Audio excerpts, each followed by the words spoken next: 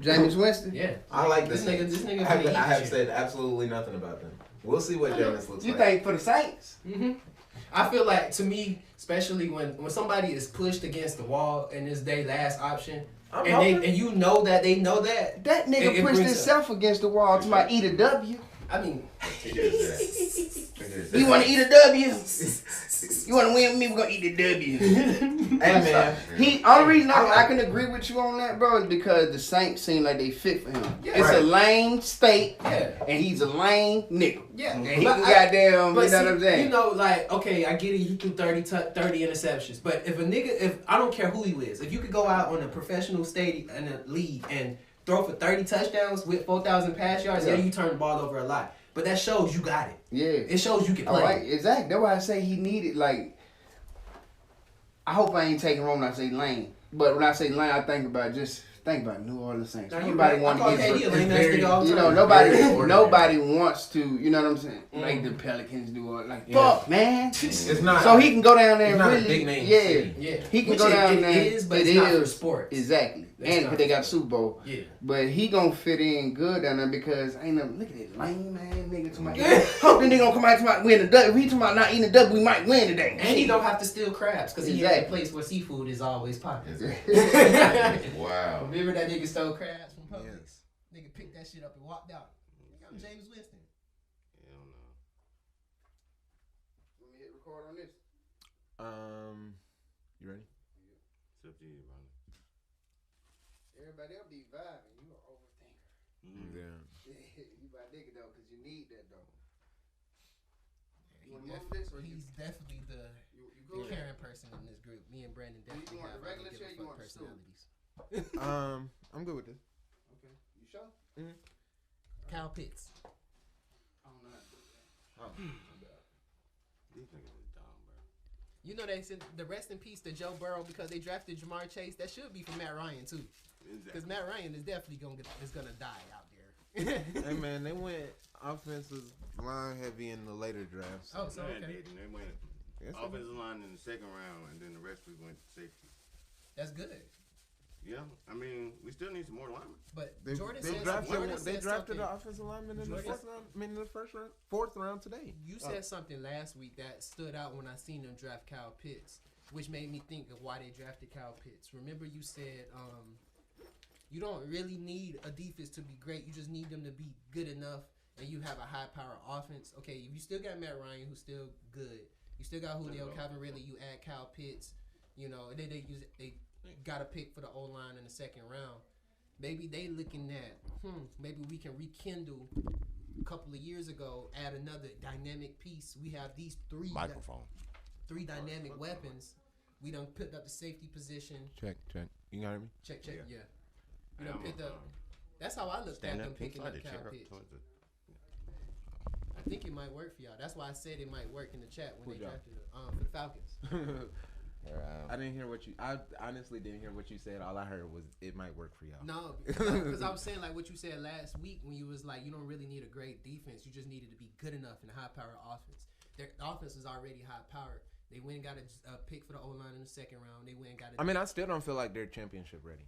Not championship. I won't say championship ready. Depends on what they do more with the defense and shit like that. And then as the season progresses, you can see. Yeah, I think they need one more linebacker, one more like legit DB. Yeah. One more and some O linemen. I feel like offensive wise, I think adding Kyle Pitts make them a playoff team. No. It's extra. One because they're about to. I know that. One because they're about to trade away Julio, and two, they're not They're not a playoff team. They're a rebuilding team. They're about to be rebuilding. We still suck. I don't know. I give them a higher chance than y'all do, which is crazy. Because we are realistic. We're looking at it. They're not a team that. Realistic? They're not a team that's built to win. They don't have a defense. Their offense is literally the same, except for they added a tight end. A dynamic one. Okay. And how much is that going to really add to in wins and losses? You don't know until it happens because there's a lot of. Okay, and I'm telling you, it's going to be the same thing. They're about to trade away Julio, so it's about to be basically the same offense. Yeah, but if you trade away Julio and you get good pieces, where like you don't really. They're about to get draft picks. They're not getting a player. getting draft picks for next year's draft? Probably.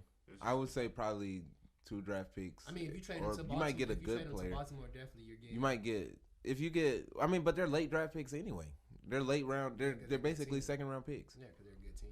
But I mean, you might get. Trade Julio to I would that team. try to find a team that would be willing to give away a defensive player, and then not necessarily as many draft picks as you can. Try to get solidified players like 25, 26-year-old players. That's what I would do. I don't know. I don't know. I don't say a Super Bowl team, but I could say a playoff team because I'm looking at it like I look at the Falcons like the They're not a Vikings, playoff bro. team. Like We could be I think they're in the same position. No, as they're the not. Vikings. They're not. No.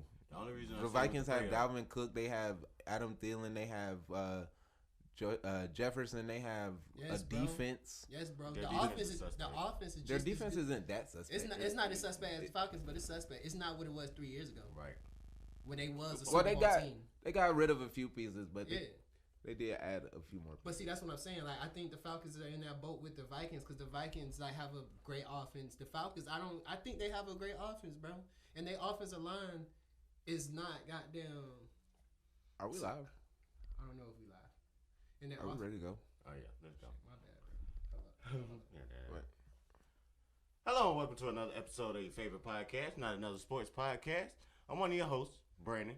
Me and my co-hosts, Kevin and Jordan. Yo, what's up? This is Kevin. Yeah, and this is Jordan. And yes, we're back for another week of Not Another Sports Podcast. And with that being said, we're gonna start off with our weekly positivity. For me, I'm gonna go. I just left my monthly clinic that I go to for my rehab, and they gave me the information to get fitted for my brace. I'm finna start back walking. I told y'all. Less than a year. Yes, sir. Yes, indeed. my- Yes, sir. I gave my niece a rough timeline when I was in the hospital. I told her 8 to 10 months. We doing less than that. Let's get it. Yes, sir. Yes, sir. Godspeed. Yes, sir. My positive of the week is always gonna be related to either us, my music, or my son. So, music wise, I got a project dropping with my boy Keto Play called Everlasting, and we just wrapped it up. Yes, sir. So it's dropping soon. I got a video for Vice City Cowboy dropping later on today, or maybe at the end of this week. And I said last week that my son stood up for the first time, and this week he started clapping. Yes, So, sir. like he started clapping. Doing today. this. Yes, he started doing that. So, yes. And the Cowboys picked Michael Parsons.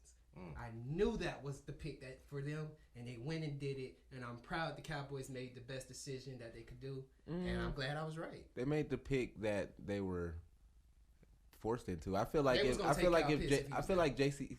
Well, yeah, obviously, but I feel like if JC Horn was there, they probably would have still taken him too. That Kyle that Pitts wouldn't was have. there, they would have taken him. Yeah, if Kyle Pitts was there, they would have took him. But the J.C. Horn pick, it would have been good for them because they need corners. Right. But since the retirement of Sean Lee, and since he wasn't even I mean, really yeah, I playing like said- that anyway. I said they should take him. Yeah. That's.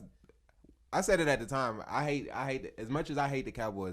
That is the best pick for them. Yeah. I feel like you can find cornerbacks later in the draft, but like I say every The week, type of linebackers you can't don't find.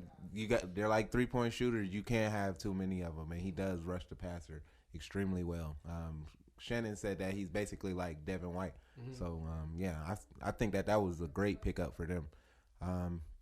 And they did shore up the defense later in the draft, so that helps them too.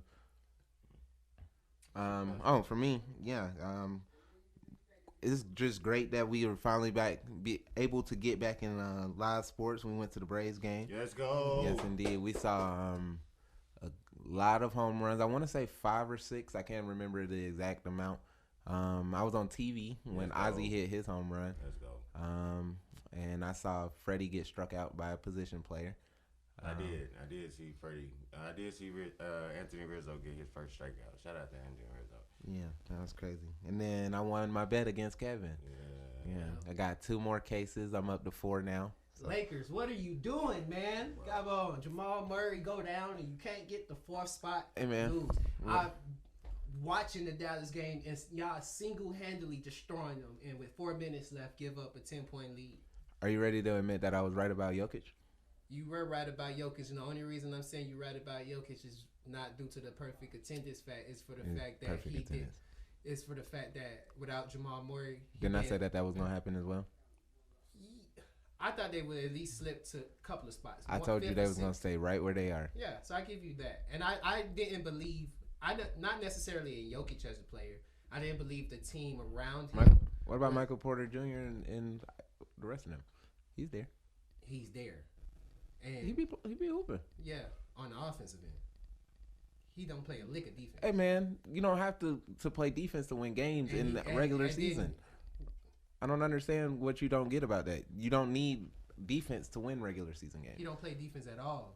It's not. You don't need defense to win regular season games. I seen him in the playoffs last You year. don't need defense to win regular season games. So he's going to help them win these games to stay in the 5th seed. 4th seed. What 4th seed, whatever they are. That's my point. I wish they were the 5th seed. I would have won. Yeah. So kudos to Jokic. He impressed me, and he gave me, and yeah, I give him credit. And Jordan was right about that, which is crazy, guys. To the public, and for all the viewers and fans of Not Another Sports Podcast, if you've been with us, you'll know for like the past 2-3 years, I've been on the little Nuggets Jazz bandwagon, giving them credit, saying watch out for them, watch out for them. And now it's like, I'm like, they done showed me what they are, and now Jordan's a believer in them, and which is hey, dude, kinda crazy. I'm not necessarily a believer per se. I'm just saying that they would stay in their position. I call it like I see it, dude. I don't sugarcoat anything. I don't hold to one take or another. If somebody's playing well, I'm gonna tell you how they're playing. When I do that, they're not moving the goalpost. Well, it's not necessarily that I'm picking them to win the finals. I said that they would stay in their position. It's not that I changed goalposts. I didn't say, oh, now they'll win the finals. Oh, now they'll do this. I said they'll stay in this position. When did I say last year that they wouldn't stay in the top 5 or top 6? Now, you didn't even believe them to get to where they got last I didn't, and they did. Okay, I was wrong. That's not me moving the goalposts. But then your reasons is what it comes to moving the goalposts. Because when you're wrong and your reasons is not okay. So, but my point is, if I'm not picking them if I'm not a believer of them in the playoffs because they don't play defense, right? But I said that they'll play defense. I mean, they don't play defense, but they'll win regular season games. How's that moving the goalpost? Okay, so how am I moving the goalpost when I talk about Damian Lillard and I say he's a superstar and he does the most for his team, and I don't expect them to win the championship because I don't think his teams is better than the Lakers and the teams and the Warriors, the teams that he played against. And you sit there and say I moved the goalpost for him when he doesn't win in the playoffs and he doesn't show up in the playoffs. I don't think that that's a specific statement because I don't feel like I said that for that statement. How about this? Earlier, before we started, you tried to say that the Nets didn't have enough players, but you said that Landry Shamet didn't show up in enough games, but when you said KCP showed up in only one game, that was enough because you only need him for one game. That's an example of moving the goalpost. KCP showed up when it matters in the finals, and he was able to help the Lakers win a game. But that's still only one game. With Shammer is also the same dude last year for the Clippers. You was like, he's gonna be a big piece for the Clippers, and they got a good team and all of that. He showed up at least one game in the playoffs. He did not show. Yes, he did. He showed up. He showed up twice. He showed up in the Dallas series. He had like 20 points. And he showed up in the Nuggets game. I can't remember exactly what game, but he did have like 23 points in the Nuggets. You mean when they was up 3-1 or when they was giving up the 3-1? See what I'm talking about? Is that not moving the goalpost? That's not moving the goalpost. He had one game. KCP had one game. He showed up in the game that mattered the most, and it led to them winning the finals. Shumpert added nothing. That was an L. They still lost the series. That's what I'm saying. So if the Lakers would have lost the series, would you still be saying the same thing? If what? So my point is, you're moving the goalposts because he only had one game. I said that he would show up one game, and now you're going off about, it doesn't matter because they didn't win. That's not the point. That's not the point. You did say Shumpert would show up one game. Yes, I did. No, not one game. You said he was going to make a what are we talking about? You said he was going to make a difference. All right, what are we talking about? Yeah. Don't you always love good old-fashioned Jordan and Kevin arguing? Anyway, with that being said, we're going to move on to our weekly recap. The NFL draft started this week. Yay, football, yay. With that being said, we're going to talk about the best individual draft. The best individual pick. I would say that Dallas pick, like Jordan says, pass rushers are much needed. I ain't going to say the exact quote because that would be weird. But anyway, pass rushers are much needed, and the Cowboys went and got one, a premier pass rusher. So, I personally would have wanted that pick in Atlanta, but whatever. Who was y'all's best individual pick? I'm gonna have to go with the Cowboys and say Michael Parsons was the best pick, and Chicago drafting Justin Fields, drafting up to get him was the best pick. Yeah, I definitely love the Justin Fields pick. Got to grab a jersey, depending on the number.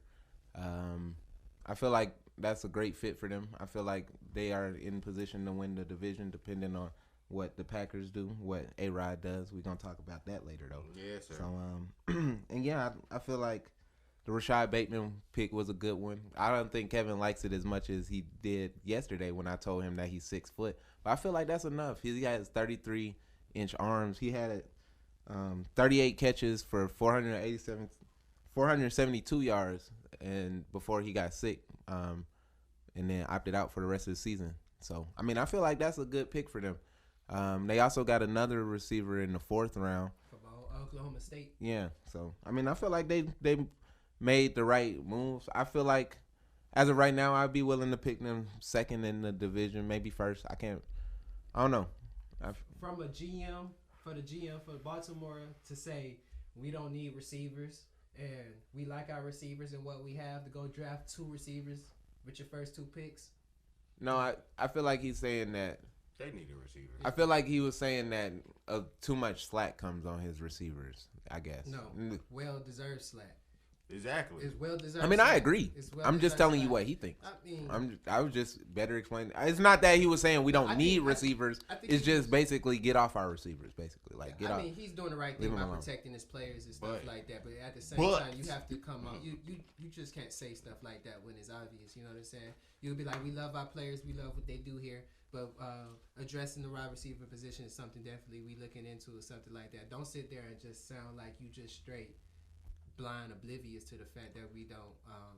You're not wrong. I'm just telling you what. And it kind of comes off as we already know that T.Y. Hilton turned down more money to stay with the Colts. We know Juju Smith turned down more money to stay with the Steelers. So we know receivers haven't been even really interested in coming there. So. Man, I think good picks for them. I like it. Yeah. When I found out he was 6 foot, I was like, because I think we need, 6'3" type receivers don't grow on trees. I get that. Whoop.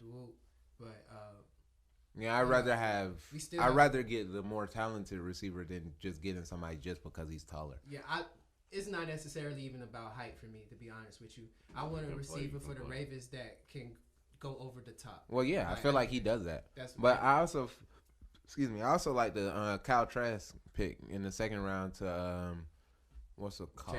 Tampa. Yeah. Nice successor. Yeah. I like he might not see the field for a couple of years, but that's fine. He's coming into something great. Right. I wouldn't say he's pro ready anyway. So. Yeah, they setting up the right way because they did get some more offensive linemen too. So even when he is there, they gonna have the line around him. Right. Yeah. With that being said, what was y'all's worst pick? I'd say the Falcons because it was unnecessary. I don't think with us picking Cal Pitts right there, that made our team better. It was stupid. I feel like the only reason I would have gone Micah Parsons if he didn't have the defensive. I think that's the only reason y'all didn't take him because he had the defense right. The off-field issues with the hazing and stuff. Mm-hmm. So I would have taken him at number 4. Y'all do need linebackers. Pat Surtain's too high for y'all. And I feel like if Trey Lance, went and got a young corner. I feel like the 49ers taking Trey Lance screwed y'all because if they would have taken Mac Jones, then y'all probably would have had some trade-up partners. Right. The really only real trade partner y'all could have had was really it was the Vikings and the Bears. The Vikings wanted Penei Sewell, and the Bears wanted Justin Fields. But, it didn't really make sense for the Bears to trade up that high, and it didn't make sense for y'all to trade that far. I would have traded back to the Vikings if I was y'all, but once the Cowboys got Micah Parsons, it wasn't really worth it. My thing was like everybody talking, all the fans talking like that was just such a great pick. Like y'all clearly didn't watch our offensive line last year, or I definitely, like I said, I would have gone Penei Sewell. Right. I talking to Chapman, he said that it doesn't make sense because y'all already have a left tackle and all that other stuff. Obviously, he's not it. Right.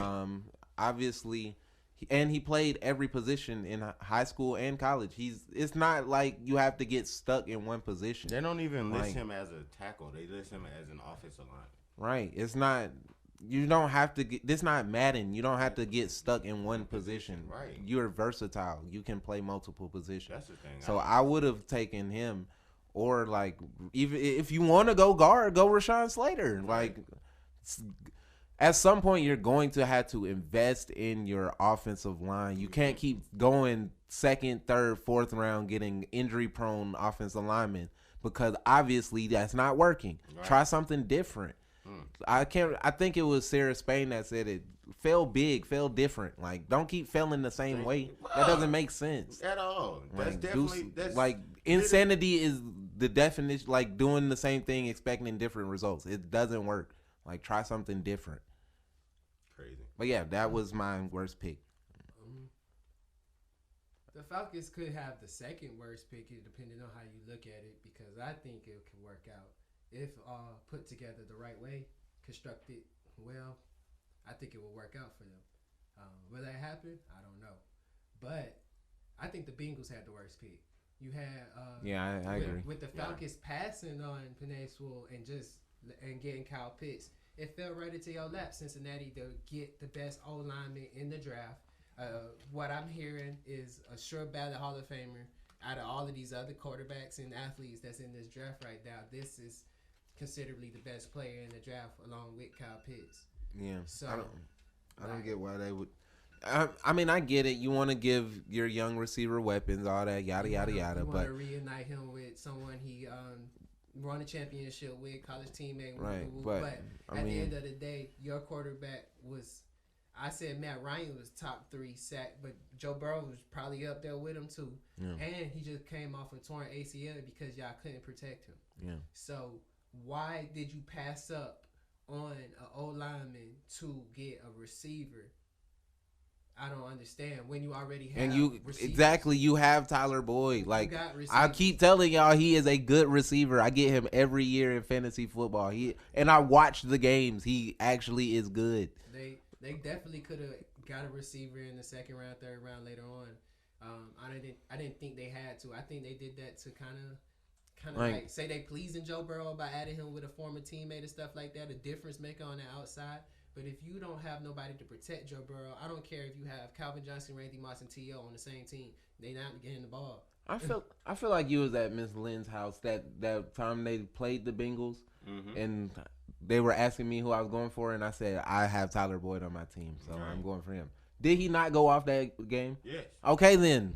I'm telling you, they have weapons. It doesn't make sense to trade up. I mean, not trade up, but just go receiver. Like, go offensive line. Invest in your offensive line. Cincinnati has never been a team that really invested in their offensive line, though. I know, but I don't get it. I'm talking to all teams out there. Invest in your offensive line. It doesn't make sense. Atlanta, are you listening? Please invest in the offensive line, bro. And the defensive line. Really, we ain't had the game is won in the trenches. Thank you. Anyway, moving right along. I was gonna have ETN on here, but the more I thought about it, it makes sense. He's not just a running back. I really only had him on here because they had 1,000-yard rusher last year. But I mean, he's like I said, he's not just a running back, and he's his safety blanket, Trevor Lawrence. So I mean, you want to give him as much weapons as you got. They did trade up to get another offensive lineman in the draft again. So I mean, I like it. Urban Meyer's a winner. Yeah, I mean, they got it. Won't be no excuses for. Well, it'll be the built-in excuse the first year, but it probably second and third year won't be any excuses. Especially in the division they in. Right. Yeah. we kind of touched on all these teams, but how y'all feel about? Well, we'll start with you, Kevin. How do you feel about the Ravens draft so far? I think we're doing good. We targeting the right receiver position. I don't know how these receivers going to translate into our offense. I don't know if we're going to pass the ball more, but I think that if we're still going to run this play action offense, adding these dynamic receivers on the outside and moving Hollywood to the slot, I feel like it's going to open up a lot for us. We still got Humphrey, y'all boy. Let's go, roll tide. I'm not going to say it, but yeah, we still got him. That's my boy.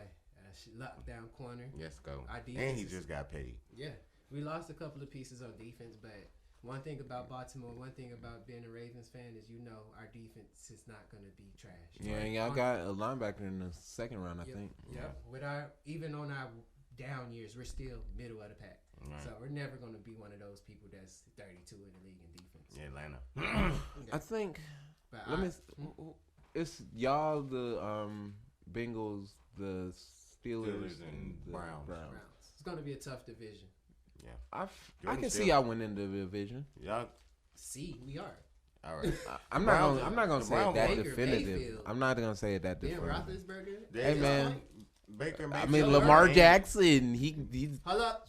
prove he can consistently throw the ball first, and then we'll have that conversation. That man said he won the MVP. He just got paid. He is the GOAT. I got you. Hey, man. I feel you. No, he won the MVP and came back and still threw for over 3,000 yards and ran for 1,000 yards. I don't want to hear it. Okay, so let's not have no outside. Okay, then let's some help. Okay, come on now.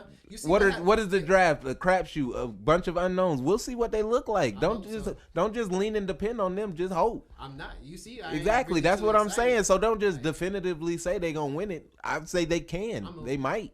It's not just no shoe in. I just feel like we're a better team than everybody else in that division. I mean, you're supposed to, but I don't feel that way. I feel like the Browns are right there. They're right The Steelers may be right there, depending on what Ben gives you. Man, they need to go get. They're gonna have 3 teams in that division. In the y'all very well could finish first. Y'all very well could finish third. It's not that outside the realm of possibility. Y'all did finish third this year. We up this year. I mean, if it's up, and then stuck. What you say? Hey man, all I'm saying is, I feel like the Ravens are on the right track. Then, but I don't know if I'll say right now they're than the first. I can see it. I told you, until Baker Mayfield shows me he can play with somebody with an ego that's just as big or bigger than his, and not be a small shell of himself. He did it. I mean, I didn't say anything about Baker. I don't think he didn't do it with Odell, but my thing is, he didn't have to be a Superman last year. That's what I'm saying. You don't have to lean and depend on Baker Mayfield. You give all this credit to Jimmy Garoppolo. He just has to be Jimmy Garoppolo. No, I'm saying when Odell comes back and now all he has to do is be. Jarvis Landry is not the type of person that's demanding and screaming. Yeah, I understand what you're saying. Bring something different back to the team. I get what you're saying, but what I'm saying is last year he didn't have to be the ego guy. You know what I'm saying? He really took a back seat. You know what I'm saying? The first 2 years he was trying to do too much.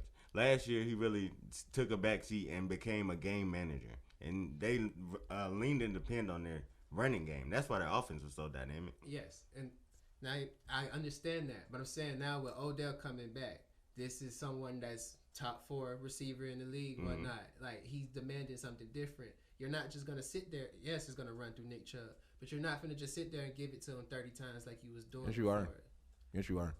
I don't think so. Now, yes, you are. Unless you that's what's gonna be. Okay, that's fine. Okay, cool. then unless that happens, then yeah. But with Odell, you gotta pass the ball. You gotta do more. That's Odell. You gotta give him the ball. I don't care if you have Nick Chubb. You have to give him the ball. It's gonna be different until I see Baker Mayfield perform under that. Because it's doable. You can definitely run through Nick Chubb and still give Odell the ball. It's been done before. People done had superstar running backs and superstar receivers. But I seen Baker Mayfield with that shrink, doing too much, folding. I mean, you're not wrong, but I just have slightly a little bit more faith in them right now. And that's saying something because it's the Browns.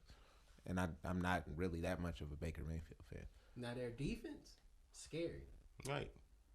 I don't know about offense. I mean, yeah. It's all about setting your offense up to not have short fields. Yeah. Field position game. Anyway, Mr. Joey, how do you feel about the Eagles draft? Yeah, I am the resident Eagles and Dolphins fan in the chat, so I guess it is technically my team. I like the Eagles draft. I don't love the Landon Dickerson draft necessarily, but I do like it as an Alabama fan. I feel like they do need to shore up their offensive line, so that's good. But with the injury history, it is a little concerning. So that's something to keep your eye on. I feel like he should be good to go by the season. Yeah. So if he's good to go, then you do have a really, really good inside offensive lineman, and that's been their problem for a while. And like I said, you need to invest in your offensive line. But I love trading up to get Devontae, keeping him from the Giants. Yeah. Because they clearly were going to go receiver. So I like it. I like what they got going on. And since it's my turn, I'll go with the Dolphins as well. I like them getting Waddle. Yes, sir. We all said that we would have wanted Devontae to go there, but I personally like I like Devontae more than I like Waddle. I mean, it's picking hairs at this point, but I do kind of like the Dolphins. I mean, the Eagles a little bit more than the Dolphins. So I am kind of happy that Devontae went to the Eagles and Jalen went to the Dolphins. I think it's gonna work out for both teams. Right. Honest, I feel like both of them got what they needed. The Dolphins, like we were saying that they might need. I was saying that they should get Jamar Chase, a big body receiver, but like you said, they have Preston, so they don't really need another big body receiver if he can stay healthy. So you need somebody in that slot that Jalen can get the ball. I mean, not Jalen. Tua can get the ball to quickly. Same with Jalen. With Devontae, he needs somebody that you can get the ball to quickly.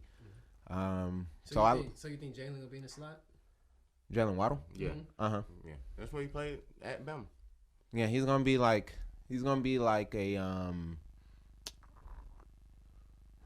I don't want to say like a Tyreek. Like he might be used like a Antonio Brown. He won't be the same.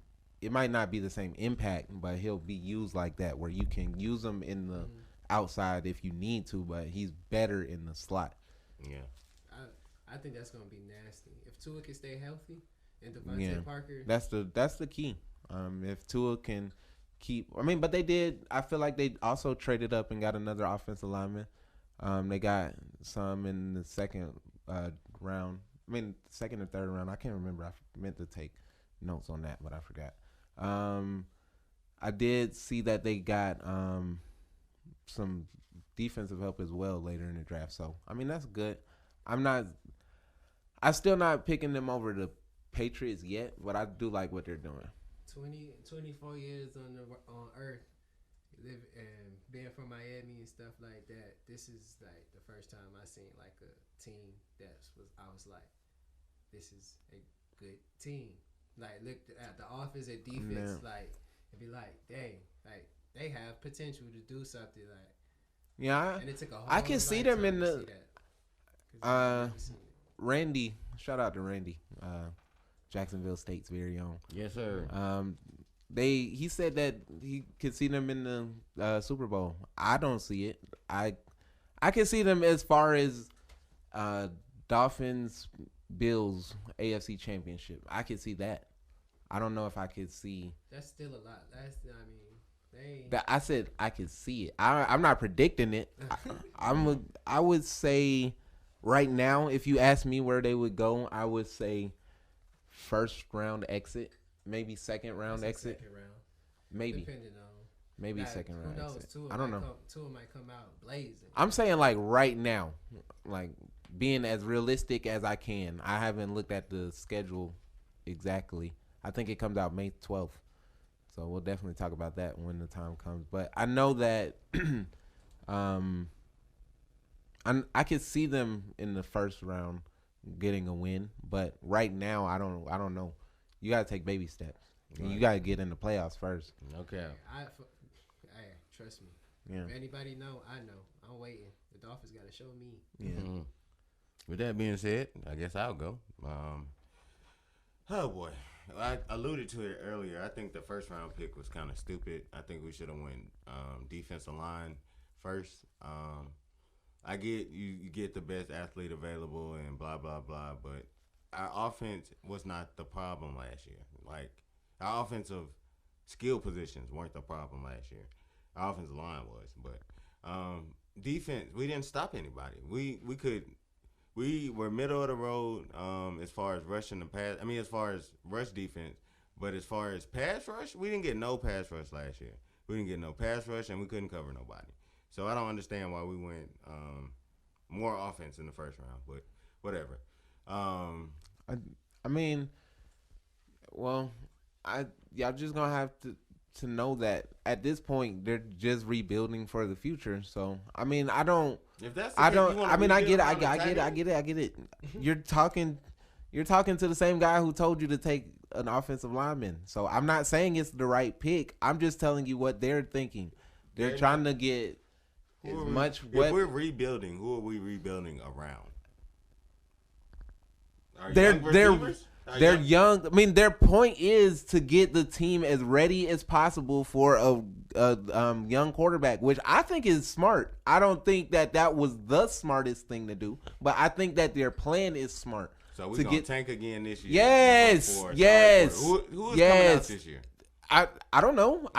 Matt Ryan's not going to be on the team for 1 year. He's going to be there 2 years. It doesn't even make sense. I mean, like, why would you take a quarterback? One, to get as many picks as possible, probably get another quarterback. I don't know. So you have all that talent on the offense just to well, I mean, you have all of that talent just. I said multiple times he's not the right person. I don't think he's the right person. I think that they should have taken a lineman. I think that they should have gone defense. So I'm telling you what they're doing. Kyle Pitts, that's still all I'm telling you is what they're doing. Am I Arthur Blank? I don't run the team. I don't make these picks. All I'm trying to do is explain what their thought process was.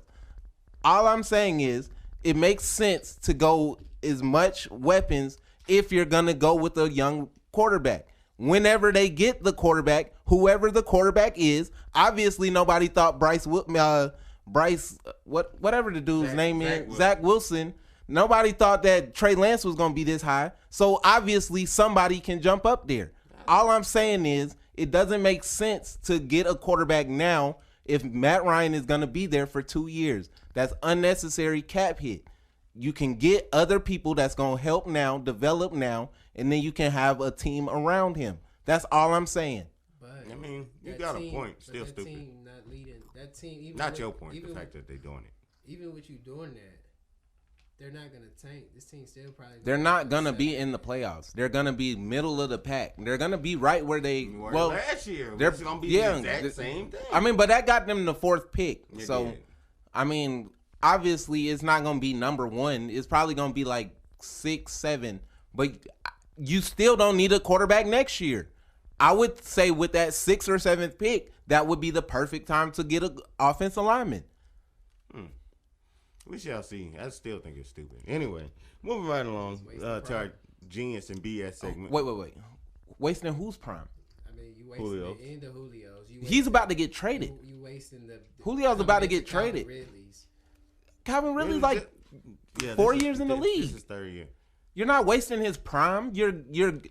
To me, when you waste years, you wasting anybody. Okay, so what if they go out and get like what if they have the perfect team around them and then say a Tom Brady type quarterback, or like say Russell Wilson when his contract is up? Would you rather have all this team have no team built up and then have a young quarterback there, or would you rather have a Russell Wilson who's ready to win? That's basically the same thing that Tampa Bay did. They just got their team ready because they knew Jameis was about to be out. I mean, that kind of makes sense now. Good job, Jordan. That's what we got you here for. Anyway, genius or BS, we kind of alluded to it. Do you think the whole Julio, the Falcons' interest in trading Julio? I think it's stupid because Julio brings more to the team than just talent. First of all, he's a first ballot Hall of Famer. Second of all, like I said, he brings Hall of Fame talent. and he brings more to the receiving core than he teaches those young guys. He literally doesn't practice all week and still shows up and give you Hall of Fame numbers. Mm-hmm. Literally doesn't practice all week and just coaches. So I think that's stupid, but whatever. How y'all feel about Julio? The idea of the Falcons trading Julio. I think it's genius. I feel like it depends on how much you get back, what team he goes to, but I feel like it's time to rip the Band-Aid off. Y'all gonna have to rebuild. It doesn't make sense to be paying a player that much who's only playing half the games anyway. That's an expensive coach. I mean, it makes sense to get as much back for him as you can while you can. If you trade him next year, you're probably not gonna get nothing anyway. So I mean, let him walk. He deserved that. I mean, but that's play out his contract. That's stupid. You get absolutely nothing back for it. Hey man, it is what it is. All I'm saying is if Julio walk, I'm not a Falcons fan no more. All my jerseys are Julio jerseys. So nope. That doesn't make sense to just let him walk and then get absolutely nothing. And then you'll be complaining about you have nothing left. I know. You could get. Can you just hear me say, if Julio go, I'm going? I mean, I get it. I get that. But I'm saying, like, no. Well, I'm saying from a Falcons fan perspective. If Julio goes, I get that. I understand what you're saying from Falcons fans perspective, because clearly you're speaking from a Falcons fan. It doesn't make sense for y'all to let Julio walk or to not trade him. I hear what you're saying. Okay, yeah, can I go? I'm always an advocate for that. I know, I get it. I know it's my turn to go. Go. It doesn't make sense for y'all to trade him. It doesn't make sense to let him walk. Y'all should trade him, get as much back now than later, and then y'all could actually get like a good defensive player in return. I wouldn't go as much picks unless they're like a sorry team, and then they're higher picks, because if you trade them to the Ravens, you're not getting a top first round pick. You're getting like second round picks. Right. So yeah, I would try to get like a good defensive player or a generational offensive lineman. Like if they would have traded them to the Ravens for Orlando Brown, that would have been great. But something like that. I that's what I would think they should do. That way y'all can rebuild correctly.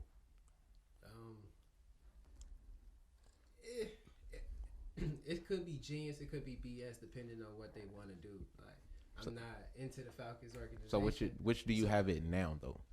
Like, well, I want to believe in what it looks like. So okay, which one do you think it will end up being? I guess. Pick one of them. I think it might be going to the rebuilding phase if they. Okay, so is it genius or BS? You said both. Because I'm thinking, all right, I'm gonna say genius. Okay, it depends on what they trade Julio for. Now, if they can trade Julio to Baltimore, get some picks, I love it for us. But if they're trying to keep the Falcons relevant and competitive, I don't think it's smart to trade Julio. You got an offense that's ready now. All you need to do is add a couple of pieces to the O-line. You're adding pieces to your defense right now. It don't take much to go from the most sorriest team in the league to the Super Bowl in 1 year. Look at the Buccaneers. Look at the Rams. Look at the. A lot of these teams go from nothing to something, and the Falcons was just something a few years ago. So it's not completely all off. The recipe is still there. Yes, but you're talking about a team that's over the cap that just drafted in the first round, so they have to pay him. So you do realize that that's $15 million saved. Like they're it's not like they have like buku money. They restructured Matt's contract for a reason. Which, I mean, granted, it didn't help them to get rid of him. It was just more so to have cap space.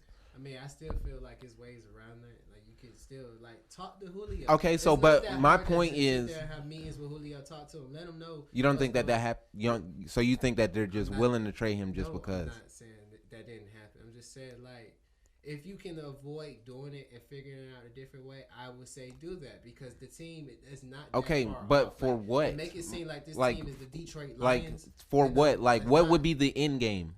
For 1 year? A Super Bowl run. I don't care about nothing. Are you talking about for 1 year? If you make the the Super Bowl. It don't. But they're if not you win the okay. Super Bowl, it All don't right. matter. All right. I would rebuild the next year, but you guess what? You got that ring. Everything was worth it. Everybody is playing for the ring. I mean, So you clearly if you have can- way more faith that they are closer to the Super Bowl than even Falcons fans Yeah.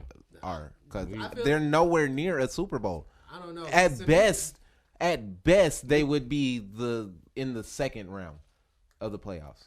They're not better than the Packers. They're not better than the Rams, even with Matt Stafford. They're not better than the 49ers. They're not better than the Buccaneers. I'm not saying the Super Bowl right now, like right. So this year. You said they got okay, 2 years. obviously You said they I got said, 2 years but with you Matt said a Ryan. Super Bowl You run, building and I up the said for team. 1 year, and you said it would be. So obviously it wouldn't happen this year. So you would be keeping him for how many years? He's on there for the next couple of years, right? True. I think he would be there for the next couple of years. You can still build the team up now and be competitive this year. All I'm saying Make a is, run next one- year. And still, even if you go get a new quarterback, you still have all these pieces. One, Even if you it move on doesn't- from Julio, you still got a team ready for the next quarterback to come in, take off. I don't feel like they're that close for it to even make sense. I feel like the money, they don't have the money to pay him. If y'all wanted them to go out and get all these defensive players and all these extra players, then they're going to have to make a sacrifice. And that's one of the sacrifices that they're going to have to make. He's too old. He doesn't fit the timeline of the team. They're not Super Bowl close enough to keep an old receiver. It makes sense to get as much for him earlier than keeping him and getting nothing. I get what you're saying. Yeah. Next Genius or BS topic. I think Kevin will enjoy this one. Mr. Tim Tebow. He had a tryout with the Jacksonville Jaguars to play tight end. I think it's some BS. The fact that he get all these chances, like, bruh, like, come on, bruh. Like he played football once, played baseball, minor league baseball. First of all, never hadn't played since high school, and just because he's Tim Tebow, got a tryout.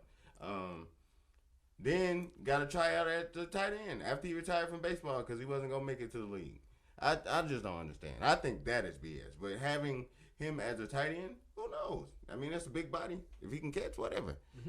I mean, I'm all for people playing as long as they can, but I just think it's BS that Tim Tebow keep getting all these opportunities when people of a darker complexion, I'm gonna say it like that, wouldn't get those same opportunities. But how y'all feel?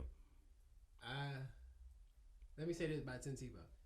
Tim Tebow is one of my favorite college players of all time. He's one of the greatest college football players of all time. We're not talking about Tim Tebow in National college. Hurry up. champion for the University of Florida. 2 times. Heisman winner. Can Yes, we sir. please Go get Gators. to the point? It's my turn, ain't it? Yes, sir. Anyway, Barely. so- Hurry up. Go Gators. I say that. But with all that being said, this is him flexing his white privilege. No cap. So, Tim Tebow get a lot of chances, and you don't know how he gets these chances, and other people won't get these chances. You know what I'm saying? And that's why I said all that before I got into this, because I do respect him as a player and what he stands for. So I don't want to say it like in any derogatory way, but this is white privilege, like where you can flex that at any given moment. Like you've been out the league for what, almost 10 years, and you've been on a commentary for SEC Network, playing baseball, and now your former coach is now the head coach in Jacksonville, and you can just sit there and be like, hey Herb, wink wink, let me come back and play. You don't need me to be quarterback. I'd be tight end, and you like 35, 36 years old right now. I don't think that's fair for other people who won't even get a chance the right way coming in, don't even get the opportunity.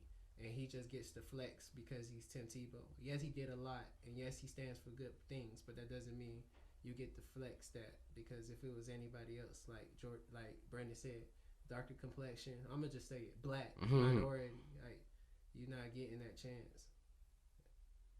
Yeah. One, I'm going to go on the field since both of y'all went off the field, because clearly we know that's BS.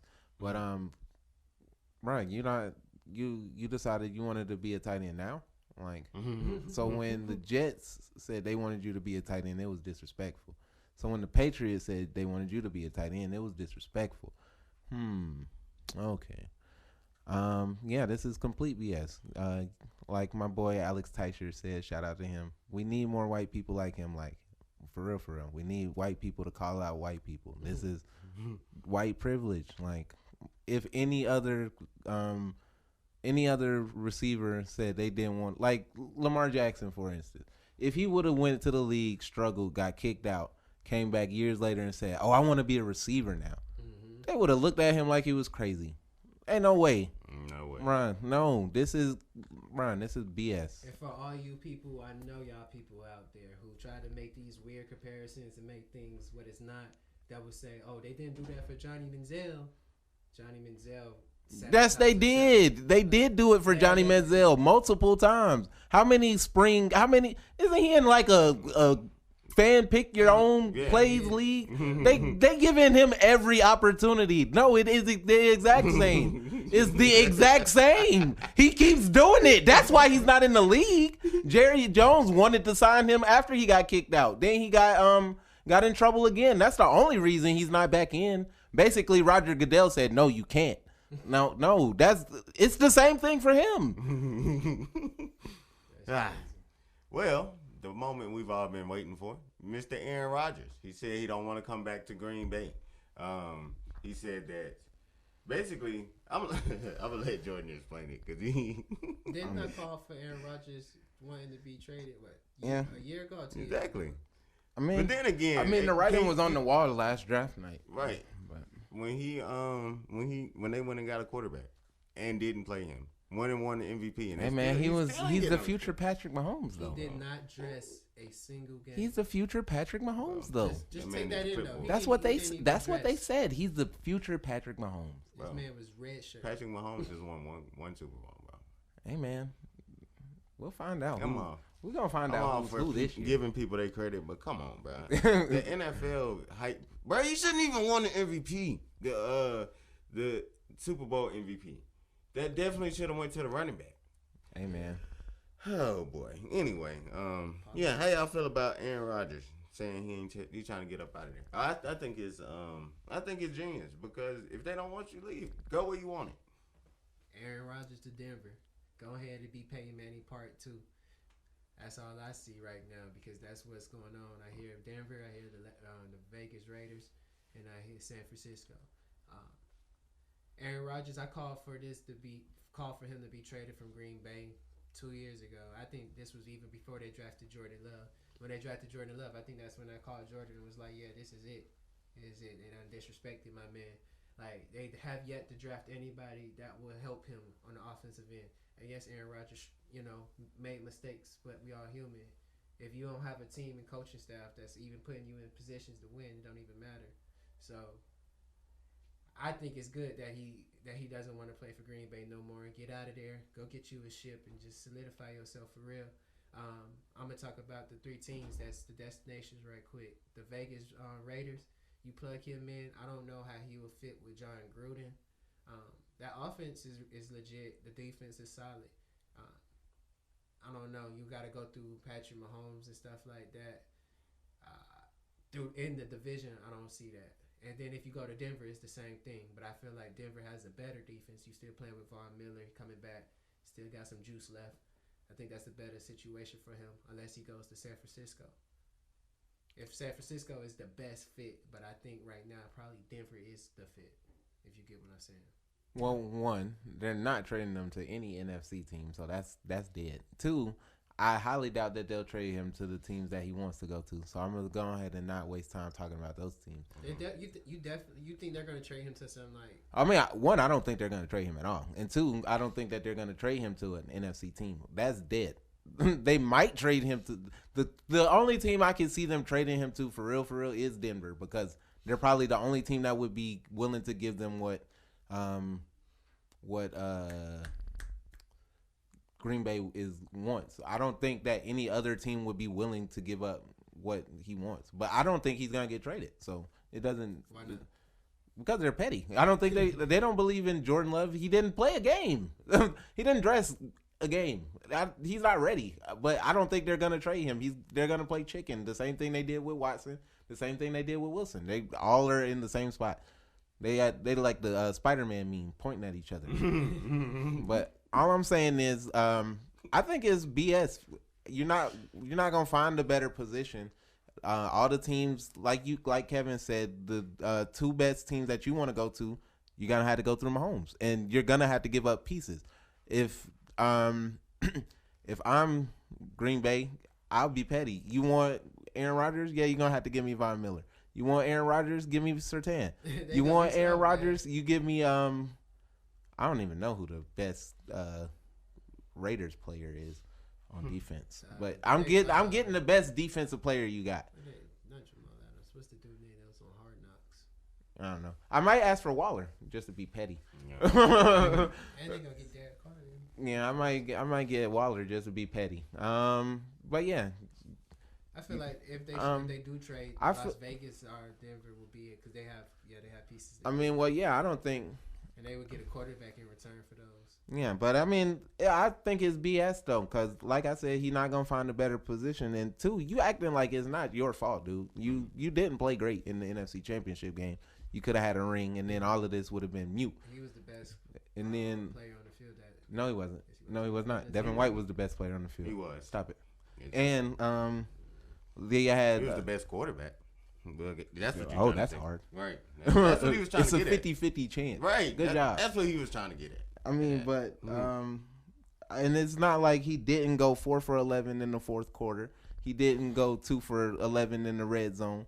It's not like he didn't throw the pick before halftime that led to the touchdown. So take some responsibility. And let's not act like you don't have one of the highest cap hits in the league. So all this, we don't have weapons. We don't have no weapons to put around me.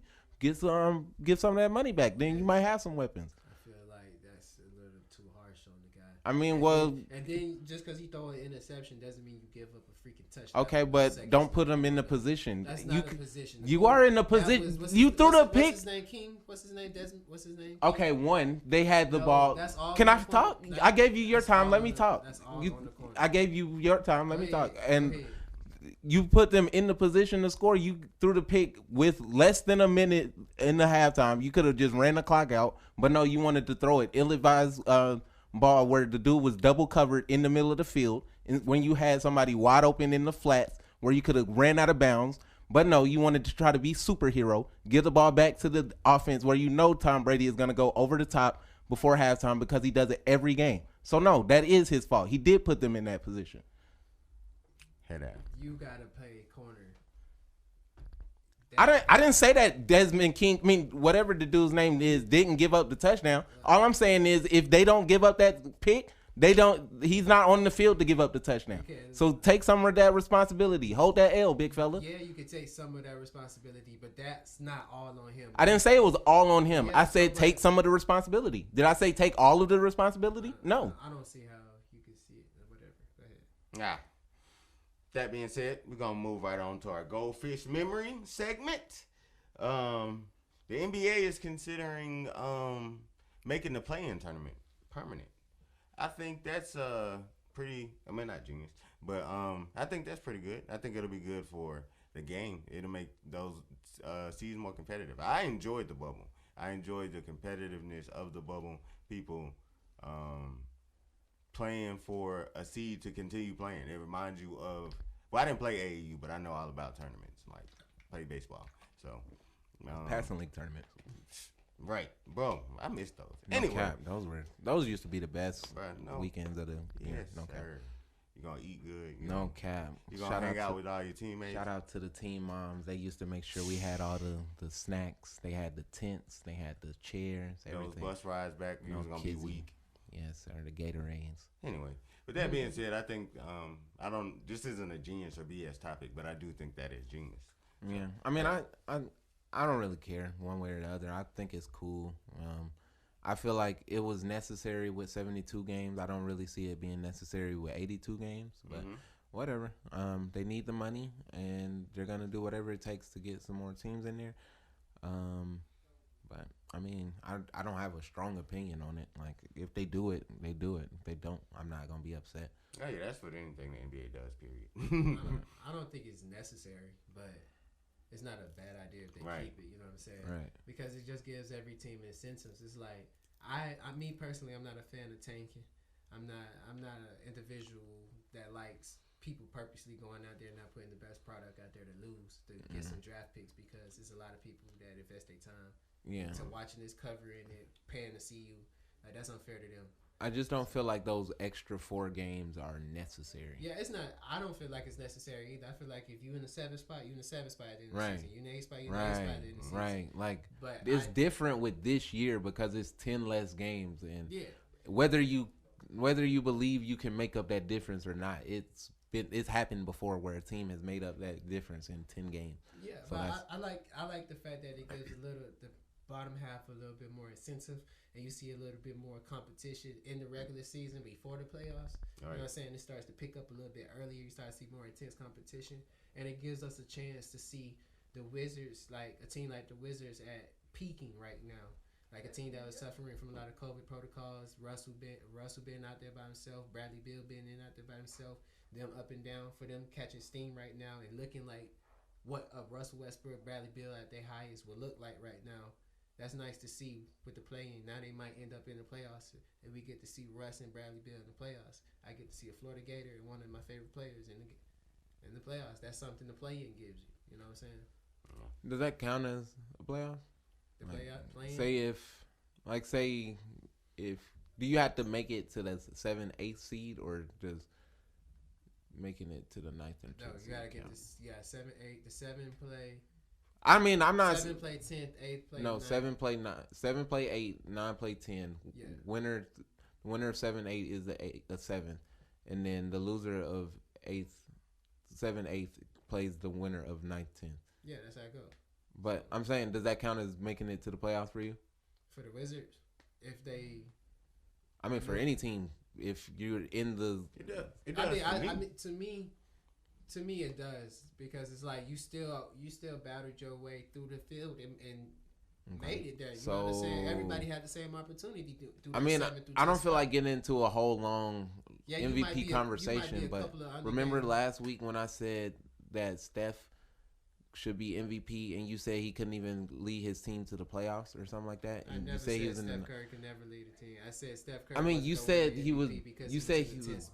Okay, but I said that you said he had to get him in the playoffs or something like that. Yeah, and at that point, Steph Curry. But they were in the 10th spot. At that point, they still in the 10th spot, I believe. But at that. So that's the playoffs. Listen, at that point, Steph Curry could have got his team up to like the 7th. Now, if Steph Curry if the Warriors. I mean, I get that. I'm not. I said I didn't want to have an MVP conversation. All I'm saying is he said that you said that he needed to get them into the playoffs, and that was in the playoffs. Oh, you saying is that like that little situation? Yes. As the playoffs, yes, because. Okay, so how was that not in the playoffs? That's all I was asking. Like you said that he needed to get into the playoffs, but he was in the 10th spot at that moment. Well, when I'm saying I need him to move up, I guess I made like up in the play-in, I guess, because I gotta remember what I said, because I know I said that, but definitely meant with Steph Curry for him to win the MVP, he has to get out the 10th spot. Jokic was already in the 6th spot, now they're in the 4th. I was saying if Steph Curry was not going to win the MVP in the 10th spot, and the dude ahead of him is higher, if he can. Oh well, yeah, I say he wasn't. I didn't say he was going to win it. I said he should win it, but yeah, again, didn't win it. Wait. Next in our Goldfish Memory segment, we got Kim Mulkey, moving from Baylor to LSU. She's the women's head basketball coach, and I think it's genius because at some point you gotta move on to bigger and better situations. You can't stay stagnant forever. So I feel like it's a new obstacle for her to accomplish. And fun fact. Since the 2010-11 season, Baylor's either been number 1 or tied for number 1 in the what conference they in, the Big 12? Big 12, yeah. So yeah, I think it's great. How y'all feel about it? I like it. I guess it's news for the college women's basketball game. So any news is good news. Right. Gets their name out there. Exactly. I remember seeing it on the timeline, and it kind of shocked me. I wasn't sure why she did it, but yeah, she's from Louisiana. She went to La Tech. I want to say she won a championship there. I'm not 100% sure, but I believe somebody said that she was the Baylor? With La Tech. I think they said that she won a championship as a player, assistant, and a coach. I'm not 100% sure. Don't quote me on that, but. I feel like it was a good move, even though I don't really like LSU. It's good for the conference. It makes the conference stronger. She gonna get recruits. All she gonna do is take Baylor players. Yeah, Baylor pretty players. much. She gonna get recruits either way. Yeah. She won everywhere she was. She from Louisiana. Yeah. I mean, so. That loss broke her heart. She said, "I gotta bounce." Right. Yeah. I gotta get up out of here. She got a couple championships. I couldn't remember the exact number, but I know she won one with Brittany Griner. She got one. Yeah. Couldn't get past Gino Ariana. That's tough. But I think it's good for women's basketball if she can go to LSU and make them just as good as she had Baylor. But if not, then I don't think it's really good because right now women's basketball only have 5 colleges that I can name right now. That's always good. That's always solid, and everybody else is just not really fun or entertaining to watch. They got Stanford, South Carolina, Connecticut, Baylor, and Louisville. After that, it drops off significantly. So if she left Baylor and can't go to LSU and make them good, just as good as she had Baylor, I don't think it's gonna look as good for her. Cause she could have just sat there at Baylor and kept going to Elite Eights and I don't think it. Like well, I mean, yeah, I get that, but I don't think it was a basketball move at all. Yeah, I said she's from Louisiana. Right? Yeah, it definitely wasn't a basketball move because it is way more comfortable in Baylor than it is in Louisiana because they don't have to play Mississippi State. Mm-hmm. I want to say there's another team in Tennessee. Well, I think Kentucky's good in women's basketball as well. Yeah, right. The SEC is actually pretty strong. Women's basketball team was pretty good last year. It's definitely not because it was an easier road. Probably just she came and conquered what she had to do at the end. There was nothing really left to play for. She wanted to go back home. I like it. How y'all feel about what Dr. J said? He said LeBron can't be top 2 because he led the charge of the super teams. I'm like, bruh, come on, bruh. Stats is stats. What Soulja Boy say? Millions is millions. But I mean, he didn't put in the work. He got the numbers, bro. It don't matter. He really changed the way the league operates, bro. And like, I don't understand why the old heads is like, oh, you got to stay here and win. But that's stupid, bro. Make the situation. They've all. I feel like the old heads moved the needle because it's always been championships. LeBron wins championships, and now he can't be top 2 because he played with super teams, bro. No, as long as you win and you have the stats. That's like saying somebody doesn't deserve to be on a Hall of Famer because they move somewhere else. It just don't make sense. But how y'all feel about what Dr. J said? I agree with part of that where you said if you win and you have the stats, yes, that should count. That definitely should count. But it also does depend on who you playing with. Yeah. Not on you as a player, like where you but your legacy. Right, I agree. That affects your legacy, but not necessarily your rankings as a player. Right. But like KD, that what his rings is gonna affect his legacy, but not where he ranks as a player. If you get what I'm saying? Yeah, I get exactly what you're saying. Yeah. I like to hear that. I like to see that you can at least give him the notch in the. He won the championship, so you can't take away the championship. Yeah. But he definitely has. Cool. He don't get. He not LeBron talk. Right. You can't get number 1, but you can get 2 or 3. Yeah. You could get up there. Right. That's what I'm saying. I would say that it was very weird. Like, did he forget that he recruited Moses Malone? Yeah.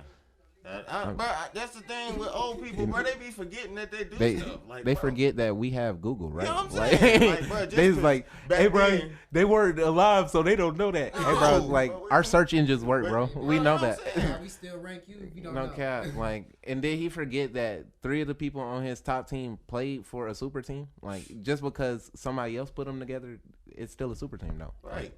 And organic, or if you got. I can't remember who else he had on there. Did he have Charles Barkley on there? He had Charles Barkley on there? Towards the end of his... Charles Barkley. Right. The guy who went to Houston. Yes. To form a super team. Yes. Oh, okay. Crazy. I'm just trying to... There's levels to super teams. I'm just trying to figure out how LeBron got this whole he put super teams together. Cause What about Paul Pierce, Ray Allen? right, KD? cause they definitely convinced. He's not saying that Kevin LeBron Durant. started the super team, but he's saying But- that he led the charge. okay. Of moving. He's been So- everywhere he's been known He as the didn't- GM. He didn't lead the charge of moving people. He He led said- the charge of I want to go to Miami. Yeah. he I'm didn't say he's saying, he like, didn't say, "Hey he led the players, charge. let's all gang up, go to wherever we want." He said, "I want to go to Miami." Really, Right. only two people really But- came. Like everybody else, Exactly. was like free agent pickups. Bosh and Ray Allen was the only two Like, niggas that He came. said, like, even when he came back to Cleveland, he bought Kevin Love. That's what I'm saying. Like, he's everywhere LeBron has been, except for in Cleveland the first time. He's been known as a GM. I think that's what Dr. J is trying to. I get that, but so then how are Ray Allen and Paul Pierce not GMs? Because they convinced him to come there. Kevin Garnett was very secure in staying in Minnesota. It took Nah, multiple Paul people. Pierce wanted him there. It was cool.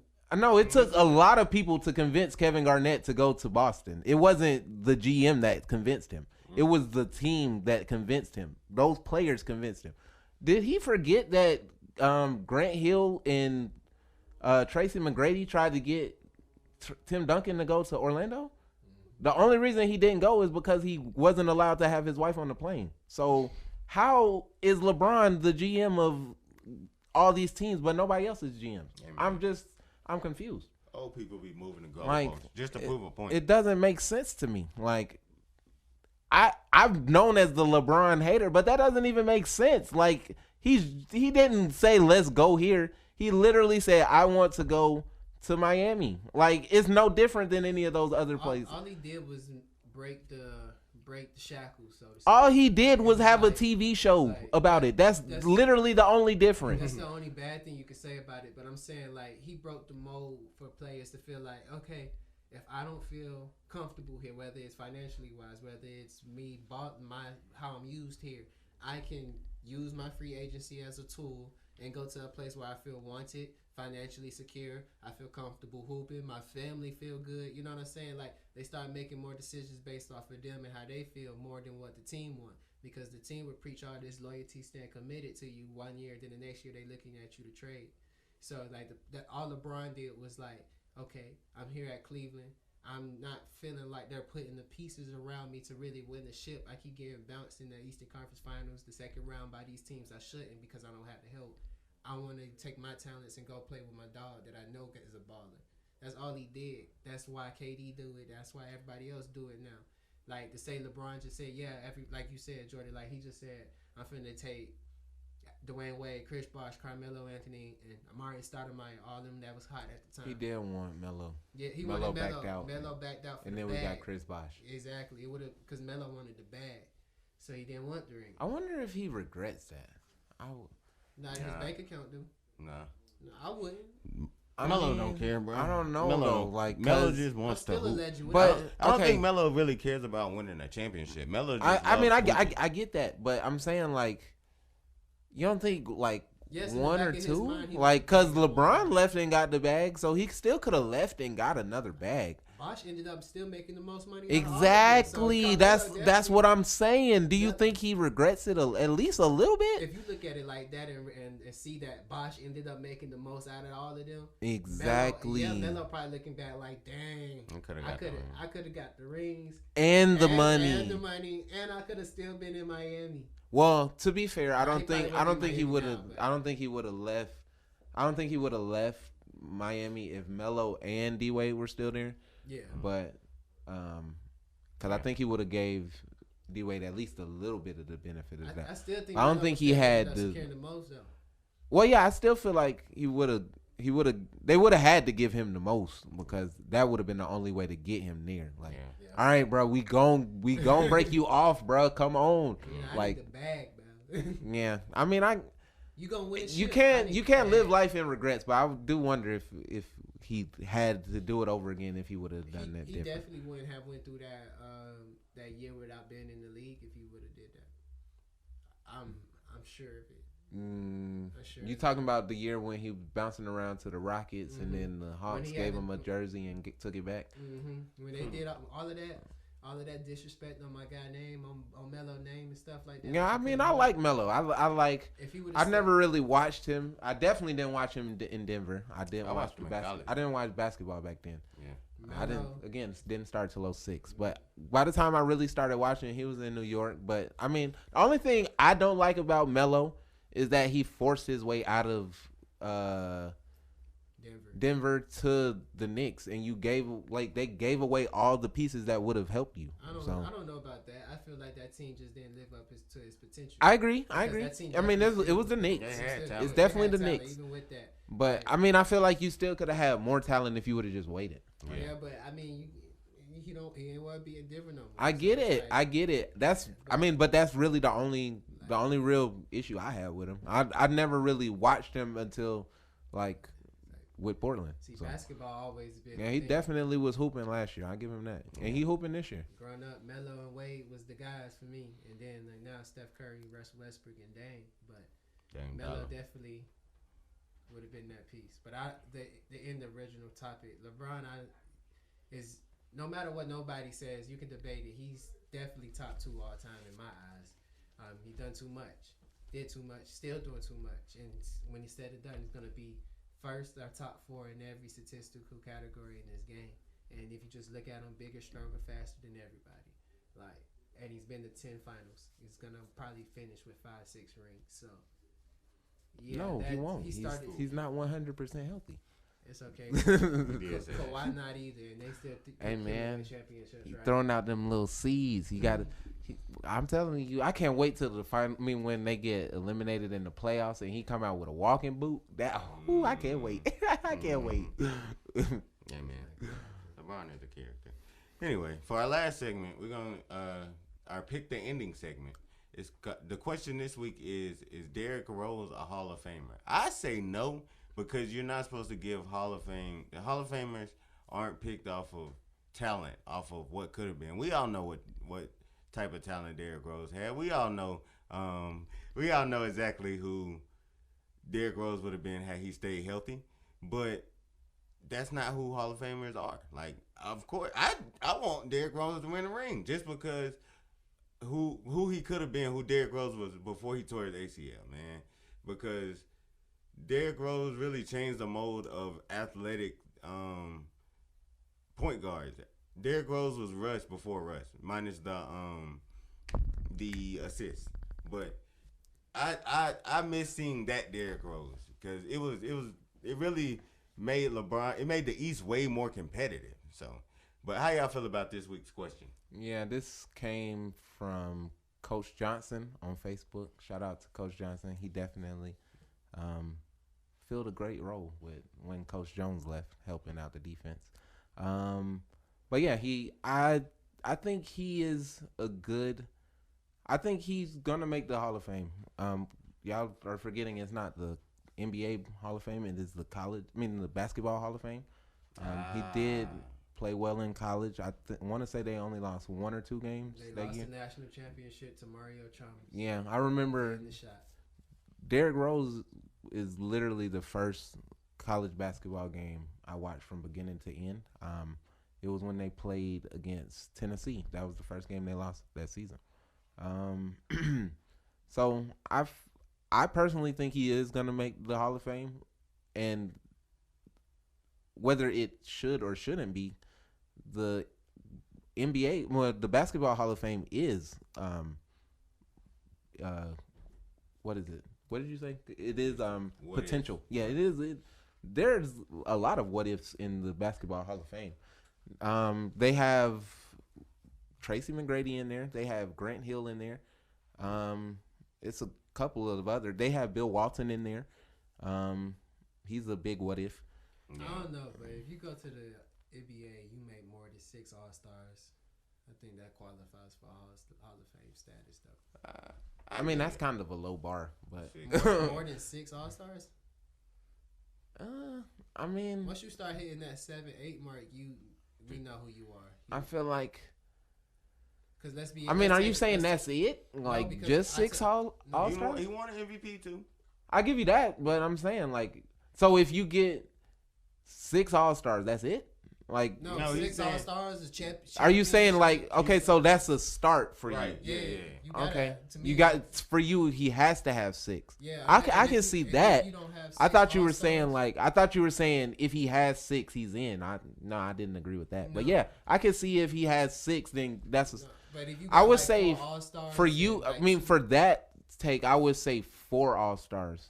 Five All-Stars. That's a general number. If you got 4 or 5 All-Stars, you gotta have like a couple of scoring titles, defensive titles. Yeah, I mean, it's definitely not the end all be all, but I feel like for it to be the you have for All-Star requirement, I would say 5.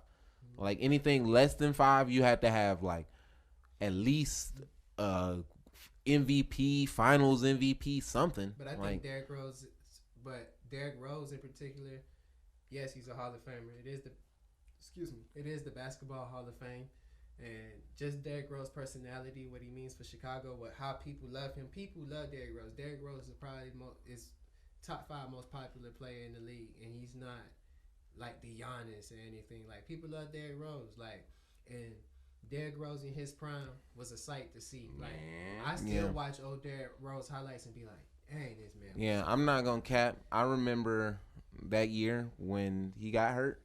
I'm not saying I watched it. I'm not saying that I was happy that he got hurt, because I definitely was not. I wanted to see Derrick, what he could do and like what could go on in the playoffs, because that was to me that was the NBA Finals. Right. Like, I felt like whoever won that series was gonna win the finals, even though we didn't win the finals. But I feel like I wanted to see it again and what was gonna happen. But I definitely feel like once he got hurt, that was really what helped us. Because if he wouldn't have got hurt, to this day I don't think we would have beat them. And Jimmy wasn't Jimmy then. He was just a defensive player. Yeah, I definitely think that they would have got that chip if he didn't get hurt. Yeah, we were supposed to get the chip, but LeBron scored 8 points. Well, no, that was the year we ended up beating the Thunder. Yeah, that's He got hurt the year we beat the Thunder. I don't think we would have played the Thunder. I think that the Bulls and the Thunder would have been in that finals if he didn't get hurt. He was different that year. Yeah, he was. And Jimmy Butler wasn't Jimmy Butler yet, but he was Jimmy. He always Jimmy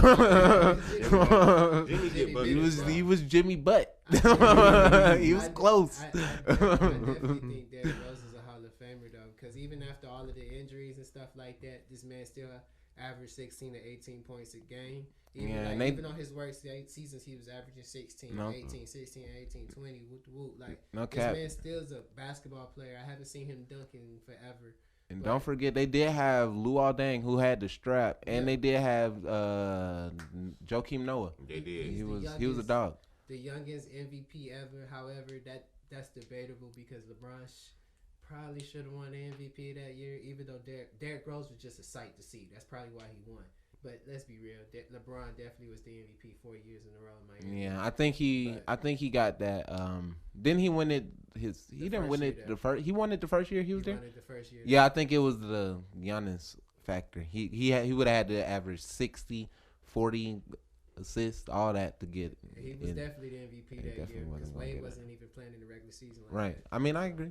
But then we had that 29-game win streak that year too. Yep. Yeah. Right. But I think Derrick Rose got like 4 All-Stars, an MVP under his belt, 50-game piece under him. I think the only thing that's missing from Derrick Rose right now is just being a solid contributor on a championship team. He's showing that he's a solid contributor on an up and building team right now with the Knicks. I feel like if you could put him put him on the Lakers, some team like that where he can actually make an impact and show and beat Derrick Rose on a high level, like. Let's see Derrick Rose right now in the playoffs, in the Western Conference Finals, Eastern Conference Finals, or the Finals. Like that's the type. It's certain players you want to see in certain moments. Right. And you want to see Derrick Rose in one of those moments. Not even if he's not dunking on people like he was in 2008. But right now, if he still can drop 16 points a game in the NBA Finals, so he's like, dang man, Derrick Rose. What you think he's gonna get the Knicks in the playoffs? Where he gonna get the Knicks? What do you think? Well, yeah, I guess the second round exit. They're the 4th seed, right? They're still gonna lose in the second round. When the playoffs here, I don't think they be in the Heat. I don't think they be in the Celtics. Who's the 5th seed right now? The Lakers, I mean, not the Lakers. I'm sorry, the Heat. I mean, No, Hawks. I knew it was Word. Somebody. I was like, I thought of your team first, and then I thought of the second team, but I accidentally looked at Kevin. Like, you do like the Hawks a little bit. Who? You, Oh, yeah. no cap. I like Ice Trader Gang. No cap. Gang. I like Trey Young. I remember when he got drafted. I would tell whoever was Kevin, listening that he was what going. they call him, Kevin don't hurt her. Shout out to my boy Will. He got all the one-liners. But yes, Kevin don't hurt her. But yeah, I like what they did around him. They did have a little resurgence. And then he got hurt. I'm pretty sure he's back now. But He's I like what they got going on. I remember when he was drafted, I would tell whoever would listen that they would win a championship in 3 years. I mean, obviously, I knew I was just playing, but I believed that they would build a team around them. Obviously, it took a little bit longer than 3 years, but they're finally building a team around them, and they getting what they're getting done. I mean, if they're there in that fifth spot, they can end up beating the Knicks and making it to the second round. I say that the Knicks losing in the second round, but if they end up playing the Hawks in the first round, it's not guaranteed that they beat. I slick want to go to that game. What's the move? I don't care who the Hawks play for real. I slick want to go to the game. I really want them to fall into the play-in so they can play the Heat. Nah, or let us move up to the fourth spot, fifth spot. Yeah, we're 6 right now. We only we're 7. We're a half game back from Boston. I feel like, I don't know, bro.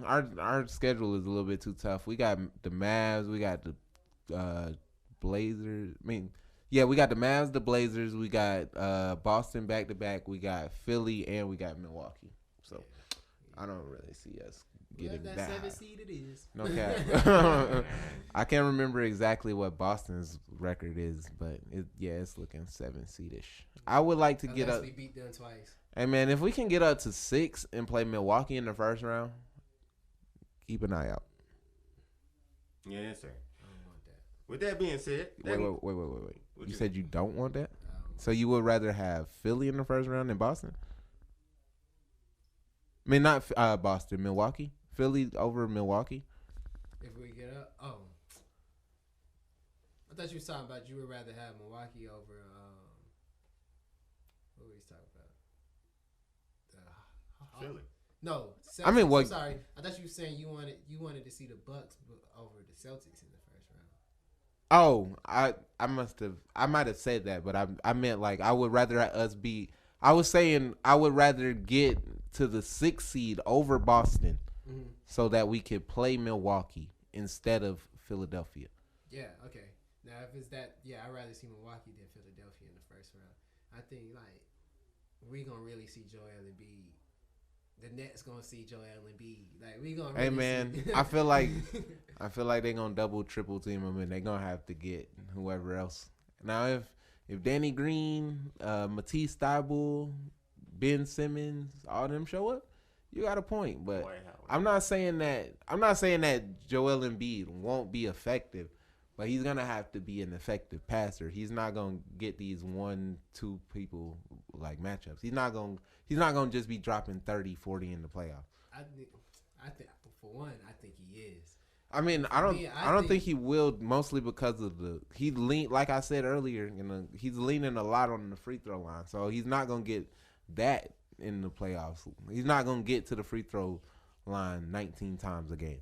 That's not going to happen. So I feel like the ball is going to be out of his hands a lot because he's going to see 2-3 bodies every possession. Which leads me to saying Tobias Harris. Please. He's the X factor. I give you that. You're getting paid $100 million. Tobias Harris and Danny Green.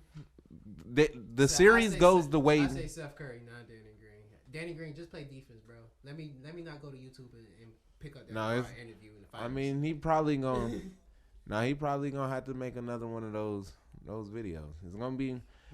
I'm not saying that Seth. I'm not saying that Seth Curry isn't gonna, but he's basically in the same boat as Landry Shamet. Like he's not.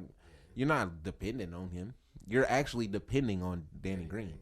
Yeah, like defense, I'm not worried about when it comes to the Sixers. It's yeah, really I mean, I just think that whoever whoever if plays Danny Green the making shots, then it's Joel Embiid is over with, because if Danny Green them making shots, they're gonna have to respect them, and you can't stop Joel Embiid and Ben Simmons. You're not wrong. If they're making shots, then triple teaming is not going to be the answer, obviously. So that would be effective. My only thing is I don't really see them hitting those shots. So that's why I say that he's going to see at least 2-3 bodies every possession. Size matter as well. I just feel like they can just physically impose their will on teams. Even the Nets, the only team I see them might not be able to do that. Hey man, I want to see what that Milwaukee Philly series is gonna be like. I was just about to say, Milwaukee's the only team that can't. To me, I feel like the Nets at this point, the Nets need the 1 seed a little bit more than Philly does. I feel like I would rather see the Nets get that. That way, they don't have to play both Milwaukee and Philly. So if they can hold on to that half a game lead, that would be perfect for them. And then we could see that series and how that goes, and then everyone get like a game plan. Like it's a catwalk for them into the. Oh yeah, it's definitely it's not gonna be easy. But if they get the number 1 seed, it would definitely be a little easier. It won't be as tough. They would get right. They wouldn't. Who's the third? Who's the 7th seed? We are. So they would get probably. They don't want to see us in the first round either, though. They would probably get Houston. I mean, not Houston. God dang it, the Hornets. They would get the Pacers or the Wizards in that first round, as opposed to the Heat. So that would help. They would get. I don't want to see the Wizards in the first round if I'm the Nets either. I wouldn't want to see the Wizards either. Right now, I don't think anybody wants to see the Wizards in the first round, though. To be honest. No Kizzy, but for the Nets, I feel like for a team that ain't played together like that all season and stuff like that. Yeah, that's a little bit too much stress. You don't want to play a team that's physical. Yeah, that's a little bit too much stress. Bump and rough I'm not gonna lie to you. If they play it's not that I believe that they would beat them. It's just why go through all that. Like that's way too much. I would definitely rather, if I had to pick, I would want them to play the Pacers. Yeah, because they're not gonna get big with them. Yeah, they're not gonna give them no fight. So that would be the pick. That would be my pick. But if we're being honest, I do see them getting the Hornets or the Wizards. Probably, it's probably gonna be the Wizards. If they get the Wizards, that's I'm not no regular 1 versus 8. It's not. It's gonna be. It's not. It's definitely not gonna be as highly touted as it was last year when they said that the Blazers were the best 8 seed in history. And then no, it's not like that. But definitely, if Bradley Beal, Russell Westbrook, it's gonna be a fight. It's gonna be a dog fight. I wouldn't want to see them. I promise you. That's the one team I would rather see the Heat over them. Yeah. But yeah, I feel like avoiding that, and then avoiding the Heat, and then avoiding the Philly. Not Philly, Milwaukee. Milwaukee, Philly. And then you get the Hawks or the Knicks in return. That's much easier than Milwaukee, Philly. So yeah, I feel like for them, number 1 seed would probably be a little bit more important than for Philly. Because they way too fragile to go through to get it out the trenches. They're not the Lakers. Right. The Lakers can do that. We'll see what they can do. We shall. AD didn't look great coming back from his injuries. He did, but the GOAT coming back. I mean, he's back. He didn't look great. He looked rusty. Let's talk about it next week and see how he looks before we just crown them MVPs of the season and say that they're just gonna run through the playoffs. But we say, hey man, he said he's not 100% healthy. But how do we sit there and say that for the Lakers? But for the Nets, we just expect them to come together like the Avengers and just take off. Because they're not 36 years old in year 18, coming off of a high ankle sprain. That's how. 32 coming off Achilles and hamstrings and all. I mean, he had a whole year coming off of Achilles. He's had, 3 months coming off of the hamstring? And he has had like 4 different injuries this year. Okay, he's had a thigh contusion that we both said that wasn't going to keep him out for more than a game or 2. Yes, but he's still having them. What are you talking about? Okay, so once it happens, we'll talk about it. But all I'm saying is, I didn't say that he can't get hurt again. You're sitting here acting like LeBron just going to pick up and go and run through the. It's the what for me? It's the cakewalk for Brooklyn with having the same thing. I literally But just the said it's not a Lakers- cakewalk. It depends on who they get. I'm not It necessarily clearly. just talking about you, but I'm just saying like that's the thing I keep hearing. It's like for the Brooklyn Nets, without them, even with these injuries, Kyrie taking unpaid vacations and stuff like that, they're gonna come together, like I said, and just run through everything. I and make mean, it to the their finals. their Meanwhile, their the players. Lakers I mean, and- their fans are literally doing the exact same thing you're doing. I'm not. No. So what's I'm the just- difference? No, I'm sitting here saying, what fans? The masses, bro. Is Okay, is so saying it's about they're Brooklyn. literally But saying. also the masses is also saying the Lakers gotta incorporate LeBron. In Okay, it. because It's not a he's cakewalk for in them. But year what's the difference? 18 is the second time in 3 years he's gotten hurt. And what happened a couple of years ago when he got hurt and he was in playoff mode? What did But he you can do? Say the exact same thing about KD. Okay, then bro. when it happens, we'll talk about it. And But he done had obviously, multiple how many different times has KD come off of an injury and gotten hurt other than the Achilles injury? And we did it all 4 times said this year. that he shouldn't come off of the Achilles injury because we knew that it was a serious injury and he shouldn't come back in the finals. But he came back anyway.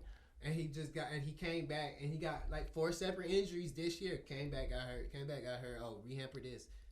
But it's Okay. just saying, so that's what I'm saying. Like for people to say, oh, LeBron, yes, I get LeBron is his 18 year, 36. He gotta recuperate himself back into the offense and get the flow of things. I get that. But why is it that for the Lakers through the masses? Because But they have. Listen. I'm Why is answering that your not- question why because ain't they that- have a team around them. Okay, The Lakers don't have a whole bench around them. They literally have The Lakers- LeBron, Anthony Davis. Y'all hyped up Andre Drummond and he out here getting dunked on every night. So they literally have 2 players. That's why. Because they're not leaning and depending so much on KD as much as they're leaning and depending on LeBron. You the one that you're the one says it. KD doesn't have the load that LeBron has. So clearly, obviously, you're seeing how much LeBron can carry the load off of his injury. KD doesn't have to carry as much of a load off of his injury. That's why they're not worrying as much about his injury. Clearly, if he's not playing, none of us pick them to win if he's not there. I think someone spraining their ankle and resting. Okay, well, we'll find out. He said he's not 100. He's throwing out them little mustard seeds that he's not 100. So we'll see if he's actually 100 or not. It's different from a person who's injured, coming back, getting hurt again. Injured, come back, getting hurt again. I mean, but he literally got injured, came back, and got hurt again. Who, LeBron? Yes, he was hurt last year, quote unquote. And That you were was- saying, oh, he just don't want to play. But yes, he did get nicked that up was and his- hurt that was last his year. groin. Oh, okay. So it wasn't KD's Achilles, it was his hamstring. It was his thigh. It was a whole bunch of other knick-knack injuries.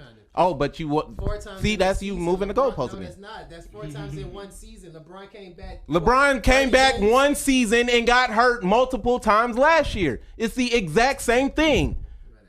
No, it's not. It's literally the exact same thing. not. Yes, it is. It's not. Yes, it One is. sitting here trying to make it a cakewalk. Another one is I didn't make it a cakewalk. I literally spent saying- I 5 keep minutes saying when to Brendan the- said, I keep all right, saying let's to- wrap I up, keep saying to to explain to you that it wasn't going to be a I keep cakewalk. saying to the masses, but you keep trying to make it seem like I'm necessarily talking about you. But it's okay. Go ahead. End it, Brittany. Hey, man.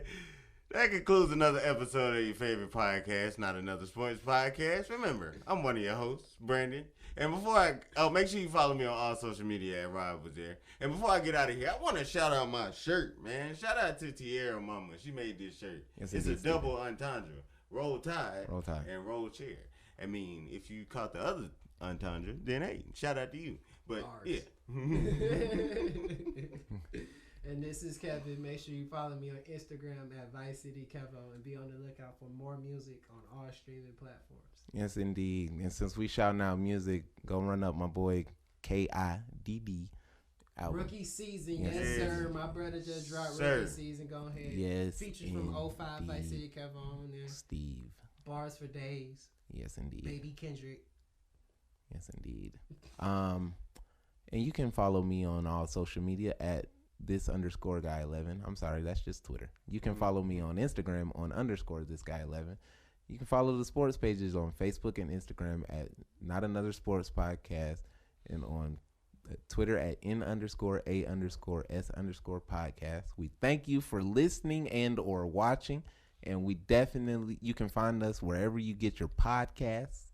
Apple, Spotify, Google podcast. You can search up Not Another Sports Podcast. Listen to us, and we will be on YouTube soon. So Yes, sir. we'll tell you about that when we get there.